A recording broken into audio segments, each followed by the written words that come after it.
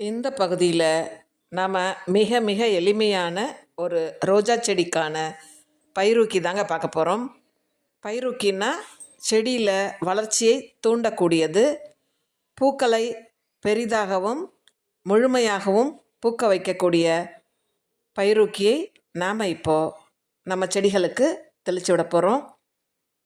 இந்த பயிரூக்கி நம்ம வீட்லேயே நம்ம கிச்சன்லேயே கிடைக்கக்கூடியது.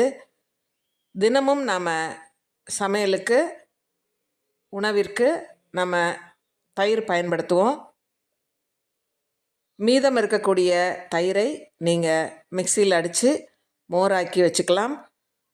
அதில் பெருங்காயத்தை ஒரு ஸ்பூன் கலந்து ஒரு இரவு முழுவதும் ஊற வைத்து அதன் பிறகு அதை செடிக்கு நம்ம தெளிக்கும் பொழுது அந்த புளிப்புத்தன்மை செடியின் மேல் படும் பொழுது அதில் நீங்கள் இப்போ பார்க்குற மாதிரியாக ரொம்ப அழகான துளிர்களும் மொட்டுக்களும் பூக்களும் இந்த சீசனில் நமக்கு வந்துடுங்க. நான் இன்று அதைத்தான் தெளிக்க போகிறேன். அது மட்டும் இல்லை, இதை நம்ம இன்னும் கூடுதலான ஒரு பயிரூக்கி ஆக்கணும்னா இதனுடன் தேங்காய்ப்பால் சேர்த்து தேமோர் கரைசல்னு உருவாக்கலாம். அதற்கான டிஸ்கிரிப்ஷனில் லிங்க்கை நான் கொடுக்குறேன் பாருங்கள். ஆனால் இன்றைக்கி நம்ம மோர் கரைசல் மட்டும்தான் கொடுக்க போகிறோம்.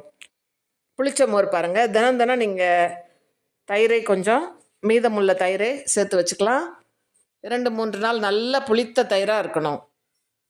அதில் இப்போ நீங்கள் பார்க்குற மாதிரி ஏதோ ஒரு பெருங்காயத்தூள் ஒரு ஸ்பூன் கலந்து மிக்சியில் அடிச்சுக்கோங்க. ஓவர் நைட் ஊறட்டும்.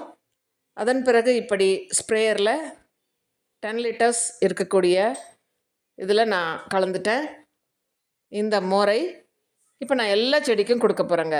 அது எந்த வகை செடியாக இருந்தாலும் நீங்கள் மிளகாய் செடிக்கு அடிச்சிங்கன்னா பூக்கள் உதிராமல் அழகாக காய் பிடிச்சிரும்.